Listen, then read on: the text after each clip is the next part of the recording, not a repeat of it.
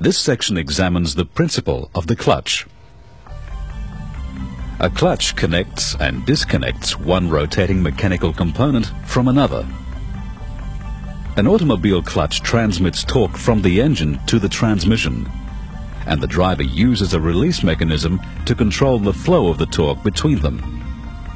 Most light vehicles use a single-plate friction-type disc, with two friction facings attached to a central hub, splined to accept the transmission input shaft.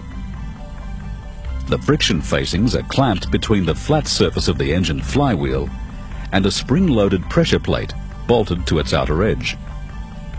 The input shaft passes through the center of the pressure plate to engage the splines of the friction disc hub. With engine rotation, the flywheel and clutch assembly rotate as one unit.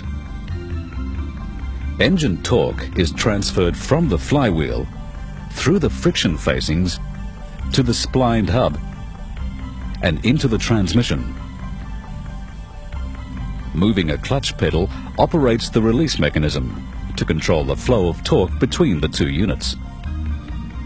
Depressing the pedal retracts the pressure plate against the force of its springs and frees the friction disc from its clamping action.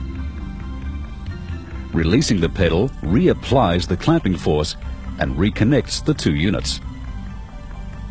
This control is necessary when placing the transmission into gear. The transmission input shaft must be disconnected from the engine. When moving the vehicle from rest, slowly releasing the pedal gives a gradual engagement of the drive as the friction facings slip and allow torque to be applied progressively until both units are rigidly connected.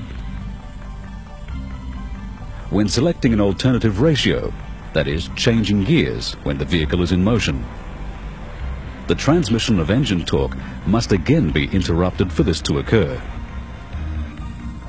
And when bringing the vehicle to a halt, the transmission must be disengaged to leave the engine running at its idling speed.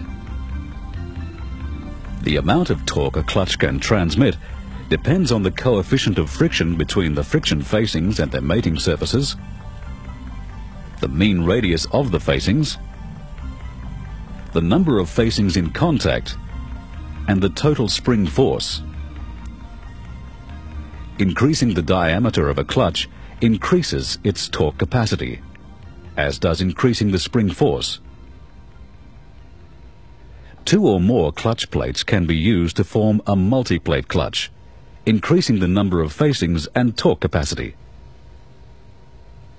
They are useful where a reduction in diameter is advantageous or where increasing the spring strength is undesirable.